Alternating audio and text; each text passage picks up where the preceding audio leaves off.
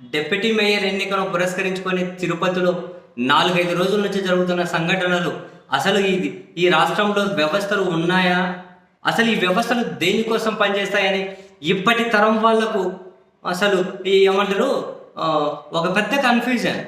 ఆ వ్యవస్థలు అధికారంలో ఉన్న వాళ్ళ కోసం మాత్రమే పనిచేయాలా, వ్యవస్థలు స్వతంత్రంగా పనిచేయకూడదా, బహుశా అదే చట్టం అదే రాజ్యాంగమేమో అని ఇప్పటి తరం డెఫినెట్లీ భావిస్తారు. Seriously node.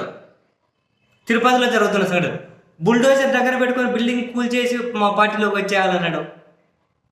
ఎత్తుకే లేకుండా పోలీస్ స్టేషన్లో చీకటి గదిలో లోపల బంధించేసి లేడు లేడు అని చెప్పి కార్పొరేటర్లను ఎత్తుకొని పోవడం, ఒక హోటల్లో కార్పొరేటర్లు ఉంటే పోయి మొత్తం గుండాలు చుట్టుకొని డోర్ దగ్గర కాపలా కాయడం, బయటకు రానియకుండా.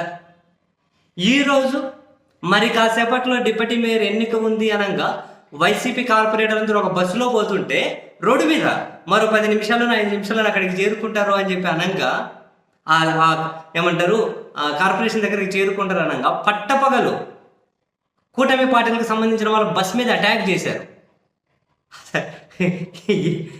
ఏంట్రా అయ్యా, నిజంగా పట్టపగలు బస్ మీద అటాక్ చేశారు. బస్సును అడ్డగించారు, బస్సు గదులకు అన్ని పీకేశారు, రాళ్లతో అద్దాల మీద గుద్దారు, బస్సులన్నీ పగిలిపోయినాయి, ఆ కార్పొరేటర్లకు రక్తాలు దాడి చేశారు. పట్టుకొని మహిళల మీద కూడా లేదు, దాడి చేశారు కార్పొరేటర్ల మీద. పట్టపగలు పట్టుకొని అక్కడ ఉన్నటువంటి కార్పొరేటర్ని 8 మందిని ఎత్తుకొని వెళ్ళిపోయారు. అందరూ పోలీసులు ఉన్నారు, అన్ని కథలు ఉన్నాయి. బస్సు మీద దాడి చేశారు, ఎత్తుకొని పోయారు. ఈ మధ్యకాలంలో మనం సినిమాల్లో ఈ సీన్ పెట్టినా కూడా ఊకో ఇదంతా సినిమాటిక్.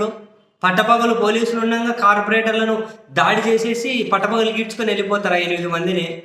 ఇదంతా సినిమాటిక్, మరీ ఎక్కువైందబ్బా సినిమా, ఏమంటారు, లిబర్టీ ఎక్కువ తీసుకున్నారు అని చెప్తాం. సినిమా లిబర్టీ మరీ ఎక్కువ తీసుకున్నారు అంటాం.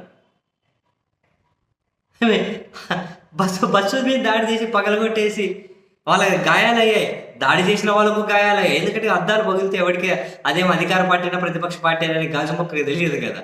గుద్దారు, రక్తము కింద పడినా కూడా కార్పొరేటర్లను పట్టుకొని గీడ్చుకొని ఎత్తుకొని వెళ్ళిపోయారు.